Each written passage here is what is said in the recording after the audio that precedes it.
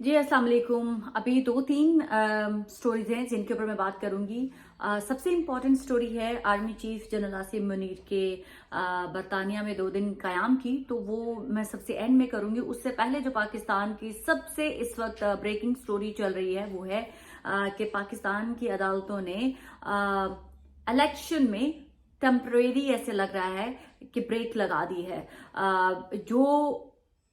बात बाहिस क्या चीज बनी, जो पीटीआई ने एक एप्लीकेशन दी थी अदालतों में कि पंजाब के अंदर इलेक्शन जो है वो ब्यूरोक्रेसी के अंडर नहीं होने चाहिए, तो वो चंद माह कबल की गई दरखास्त जो है उसके ऊपर हमारी अदालतों ने फैसला देते हुए कहा है कि बिल्कुल ठीक है, ये पीटीआई की जो बात है हम उसको कबूल करते हैं और पाकिस्तान के अंदर जो पंजाब के अंदर इलेक्शन थे वो हम ब्यूरोक्रेसी के अंडर नहीं करवा रहे हैं। तो अब इसकी वजह से मेरे नज़दीक हमारी अदालतों ने ऑफिशियली 8 फरवरी 2024 को होने वाले इलेक्शंस को ब्रेक कर दिया है। बज़ाहिर अब यही लग रहा है कि 8 फरवरी को इलेक्शंस नहीं होंगे, क्योंकि पाकिस्तान के पीसीपी जो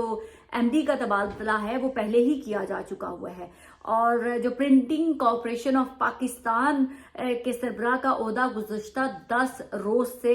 खाली है। तो ये बात ज़हन में जरूर रखिएगा कि जो बैलेट पेपर्स की छपाई होती है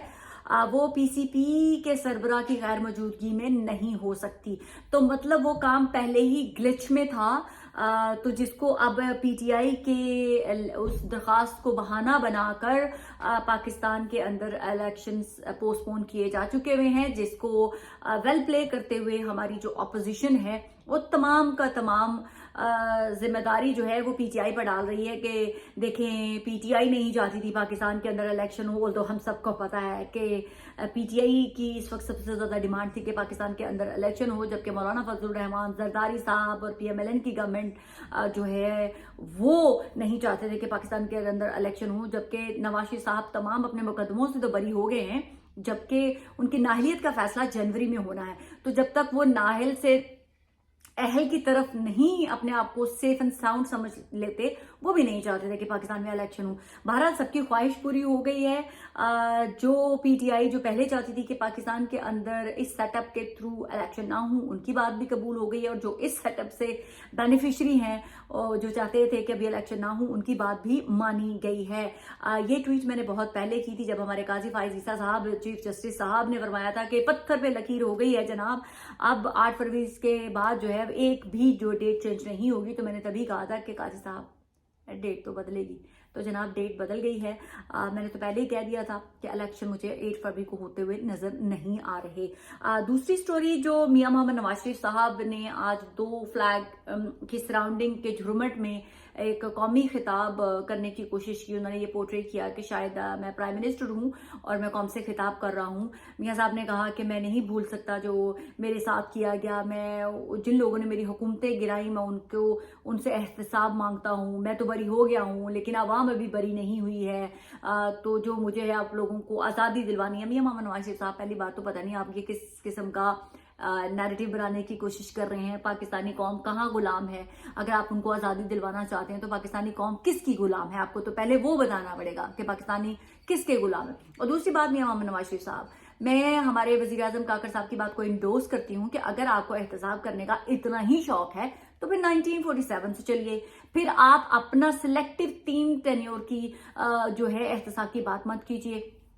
आप ये भी बताइए कि आपने 2 दफा मोहतरमा बेनजीर भुट्टो शहीद की हुकूमत को गिराया, और आपने क्यों गिराया? और अगर आप किसी के स्टूज बने थे तो उन किरदारों का भी नाम लीजिए। फिर आपने अभी वेरी रीसेंट 16 माह पहले अपनी पार्टी के साथ मिलकर तमाम जमातों की मुश्तरका काविश से आपने साबिक प्राइम मिनिस्टर इमरान खान साहब को किक आउट किया, उनको 5 साल का टेन्योर पूरा नहीं करने दिया, और आपने अपने छोटे भाई को प्राइम मिनिस्टर बनवा लिया। तो मियां साहब आपको उसका भी हिसाब देना होगा कि इमरान खान साहब की हुकूमत किसने गिराई। तो ये नहीं हो सकता मियां साहब कि आप सिर्फ कहें कि मेरे साथ जो बुरा हुआ था उसका मुझे हिसाब लेना है, जो मैंने दूसरों के साथ बुरा किया उसका हिसाब नहीं लिया जा सकता, क्योंकि मेरे पे वो फर्ज था कि मैं दूसरों की हुकूमत गिराता। तो मियां साहब ऐसा नहीं हो सकता कि आप जर्नल्स के नाम ले लें, आप किसी चीफ जस्टिस का नाम ले लें और आप कहें कि मैं तो किसी इदारे के ऊपर जो है ना میاں صاحب کی طرح مجھے بھی کچھ ہو گیا کہ آپ جو ہے صرف خود احتساب کی بات کریں، اور اگر عمران خان صاحب احتساب کی بات کریں، اگر عمران خان صاحب جنرل باجوہ کا ذکر کریں، تو آپ تمام پولیٹیکل پارٹیز مل کر یہ شور مچائیں کہ عمران خان جو ہے ریاست کو کمزور کر رہا ہے، عمران خان جو ہے وہ اداروں کے اوپر حملے کر رہا ہے۔ تو میاں صاحب آپ اگر کسی جنرل کا نام لیتے ہیں، یہ جنرل جسٹس قاضی فائز عیسیٰ یہ اپنے جو سابقہ ججز تھے ان کو کہتے ہیں صدیقی صاحب کو کہ کوئی بات نہیں، کوئی بات نہیں، اگر آپ جنرل فیض کا نام لے رہے ہیں تو اس میں کوئی برائی نہیں ہے، آپ کسی ادارے پہ حملہ نہیں کر رہے، آپ ان کا نام مینشن کریں، انڈیویجلز کی تو تنقید کرنا بلکہ احتساب کے کٹہرے میں لانا وہ جائز ہے۔ تو پھر آپ تمام کے لیے گزارش ہے کہ پھر عمران خان صاحب بھی جو چیخو پکار کر رہے ہیں کہ میری حکومت کس نے گرائی، مجھے بھی اس کا احتساب چاہیے، تو پھر وہ بھی اپنی جگہ پر بجانب ہے۔ یہ نہیں ہو سکتا کہ آپ تمام مل کر رونا روتے رہیں اور ایک شخص کو آپ لوگ کارنر کر کے، اس کی پارٹی کو کارنر کر کے کہیں کہ ہمیں ہمارے احتساب کا جو ہے وہ دینا چاہیے۔ تو میاں صاحب یہ اب آپ کو رونا دھونا بند کر دینا چاہیے۔ آپ اس وقت پتہ نہیں کتنے اور کیا چاہتے ہیں آپ کہ آپ کو بنا الیکشن کیے آپ کو پرائم منسٹر کی کرسی پر بٹھا دیا جائے، تو پھر دعا کریں اللہ سے شاید ایسا بھی کوئی میریکل ہو جائے، لیکن یہ ایٹیٹیوڈ جو ہے وہ آپ کو سوٹ نہیں کرتا۔ دوسرا جو ہے، جو شیر افضل مروت ہیں ان کو پنجاب سے گرفتار کر لیا گیا ہے، اور ان کو گرفتار کر کے پاکستان کے اندر امن و امان کے خطرے کے باعث 30 دن کے لیے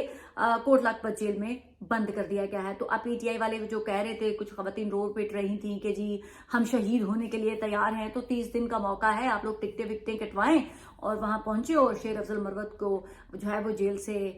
توڑ کے تو آزاد کرا لیں، کیونکہ فی الحال وہ 30 دنوں تک تو باہر آتے ہوئے نظر نہیں آ رہے ہیں۔ تو کیونکہ ابھی ویسے بھی الیکشن تو ہو نہیں رہے، میاں صاحب بری ہونے کے بعد بھی فارغ پھریں گے تو پتہ نہیں کیسا محسوس ہوگا ان کو۔ چھوٹے میاں صاحب لندن میں سنا ہے بیٹھے ہوئے ہیں، اور وہ چھپ کے بیٹھے ہوئے ہیں، ان کا کوئی اتا پتہ نہیں ہے۔ اور دوسرا ہمارے جو میں نے چند دن پہلے ایک سٹوری بریک کی تھی کہ ہمارے جو آرمی چیف ہیں آصف منیر صاحب، وہ امریکہ جانے سے پہلے 2 دن جو ہے انہوں نے برطانیہ میں اسٹے کیا ہے، اور اب میری اس سٹوری کی تصدیق جو ہے وہ ڈان نے کر دی ہے۔ ڈان نے یہ بریکنگ سٹوری دی ہے کہ جنرل آصف منیر جو ہیں چیف جسٹس آرمی چیف، وہ 2 دن کے لیے برطانیہ میں رکے ہیں، اور وہ ان کا پرسنل اور نجی دورہ کہا جا رہا ہے، اس کے لیے جس کی وجہ سے اس دورے کی جو ہے معلومات جو ہے وہ اتنی زیادہ نہیں دی جا رہی ہے۔ میں ایک اور چھوٹی سی بریکنگ سٹوری دے چاہتی ہوں کہ یہاں پر ہمارے ہو سکتا ہے جو ہمارے کہا جا رہا ہے کہ ہمارے امبیسڈر ہیں وہ شاید آنے والے وقت کے سیکرٹری خارجہ بن جائیں، لے کے ابھی تک میاں محمد شہباز شریف صاحب پاکستان میں کہیں پہ بھی کسی بھی فریم میں نظر نہیں آئے ہیں۔ سو یہی ہے کہ وہ اس وقت لندن میں موجود ہیں، لیکن وہ اپنے چیک اپ کے لیے آئے تھے۔ مجھے نہیں پتا ان کا اتنا چھپ کے یہ سب پروسیجر کرنے کی کیا ضرورت تھی، اور اگر آرمی چیف یہاں پر تھے تو وہ اپنے آپ کو ہائیڈ کیوں کرنا چاہ رہے تھے، یہ میری سمجھ سے باہر ہے۔ سم ٹائم چیزیں اپنے ہاتھوں سے مشکوک بنائی جاتی ہیں، ہو سکتا ہے ان کو ذرائع کہہ رہے ہیں کہ کسی نے سنب کیا ہے، کہا گیا ہے کہ آپ کے بھائی نے اور آپ نے ایک اسٹیٹمنٹ ایگریمنٹ ہوا تھا چند لوگوں کے درمیان کہ آپ کے بھائی جو ہیں وہ سرٹن جو چیزوں کو ٹچ نہیں کریں گے، یہ لیکن واپس اسی بیانیے کی طرف چل پڑے ہیں۔